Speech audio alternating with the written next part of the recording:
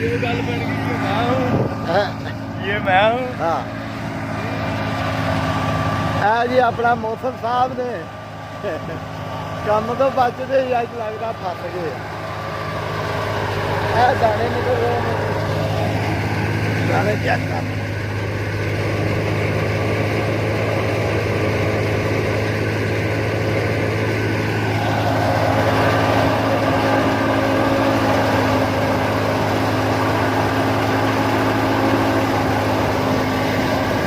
अस्सलामुअलैकुम रहमतुल्लाह की हाल चाल हो ठीक ठाक हो जी और उम्मीद है अल्लाह पाक तुहाडे ते अपनी रहमत करदा होएगा। अच्छा जी अज तुहाडे लिए एक नवा विलाग लैके आए हैं कणक के बारे कणक दो तीन किस्म के नाल कड्ढी जाती है यानी कि गाई जाती है। एक भड़ोला हुंदा डायरैक्ट जिहड़ा पैली दे विच फिरदा नाल नाल तूड़ी दे यानी कि वेस्ट ਉਹਦੀ निकलती जाती है तो दाने बनते जाते। एक बार जिहदे च तूड़ी भी बनती जाती है तो नाल दाने भी निकलते होंदे आ ਉਹਨੂੰ हारवैस्टर कहा जाता। तो एक तरीका थ्रैशर का ठीक है तो थ्रैशर नाल भरियां यानी कि ਉਹਦੇ ਚ ਸੁੱਟੀਆਂ ਜਾਂਦੀਆਂ ਤੇ ਉਹਦੇ ਨਾਲ तूड़ी लैदा ਹੁੰਦੀ ਜਾਂਦੀ है धड़ बनती जाती है तो दाने लैदा ਹੁੰਦੇ ਜਾਂਦੇ ਆ। वो काफ़ी मेहनत का काम है। भड़ोले वाला तो आसान आ भी एक ड्राइवर उत्ते बैठा उन्हें अपना चलाई जाना चला के तो जो दाणियां का एक स्टोरेज होंगी आ वो भर जानी है लिया के सुट देनी है ठीक है। ये जी थ्रैशर होंगी है ये काफ़ी लोगों का मतलब होंदा काम तो अज तैनूं अगे तैनूं विखाया सी भड़ोले नाल दाने निकलते अज तैनूं विखाने आ थ्रैशर दे नाल ठीक है। थ्रैशर किद्दां मतलब दाने बनाउंदी है ते किन्ने क लोकां दा काम हुंदा सारा तैनूं तूड़ी भी विखाउने आ धड़ किद्दां लगदी आ ते दाने किद्दां ढोए जांदे आ ठीक है।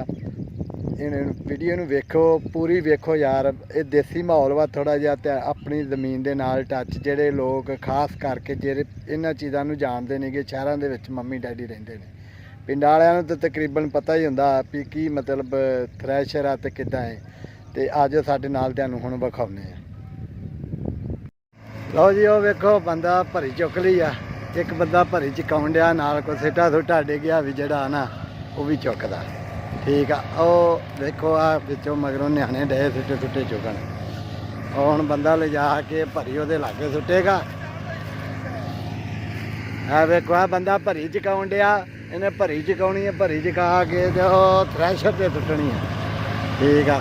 अगों एक बंदा चीरनी लाउण डिया यानी कि विच कणक सुट्टण डिया ते ए ड्राइवर है रात ने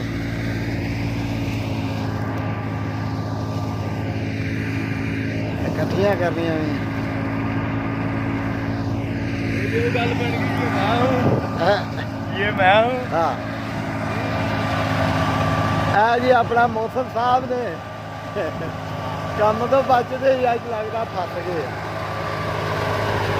दाने निकल रहे हैं दाने चेक कर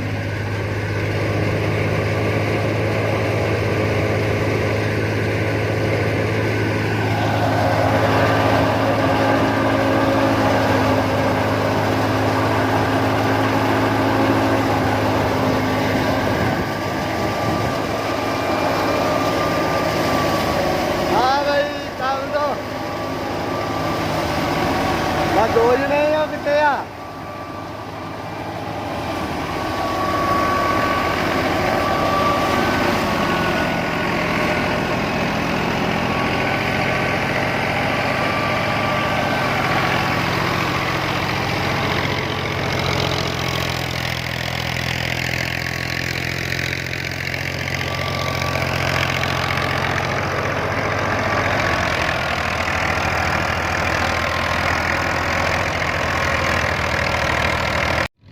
अच्छा जी थ्रैशर की गाई तो बाद आ जाता मरहला तूड़ी का। यह तूड़ी इदा मुड़ के भंडा च पा के जिस किसी ने घर खड़नी हो ले जा सकता जिन्हें मुसल बनाना धड़ बनानी हो इतने बिच ही करना पैंदा ठीक है।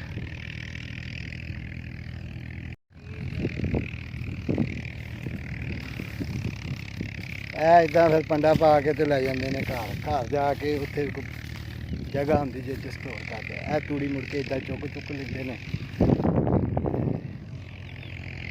ਇਹ ਬੇੜ ਬੂੜ ਕਿਸੇ ਨੂੰ ਜ਼ਰੂਰਤ ਆ ਤੇ ਲੈ ਜਾਂਦੇ ਆ, ਨਹੀਂ ਤੇ ਇਦਾਂ ਅੱਗ ਉੱਗ 'ਚ ਬਾਲ ਲੈਂਦੇ। ਠੀਕ ਹੈ, ਇਹ ਐਂਡੇ ਦਾ ਮਤਲਬ ਹੈ।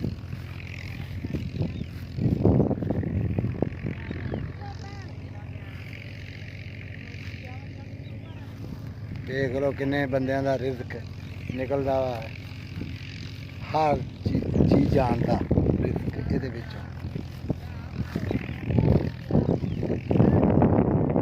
ਅੱਛਾ ਜੀ, ਤੁਹਾਨੂੰ ਤਕਰੀਬਨ ਇਹਦਾ ਮਰਹਲੇ ਵਾਈ ਦੇ ਗਾਈ ਜਾਂਦੀ ਆ, ਵੱਢੀ ਜਾਂਦੀ ਆ, ਜਿਸ ਚੋਂ ਇੱਕ ਮਰਹਲਾ ਇਹ ਵੀ ਸੀ।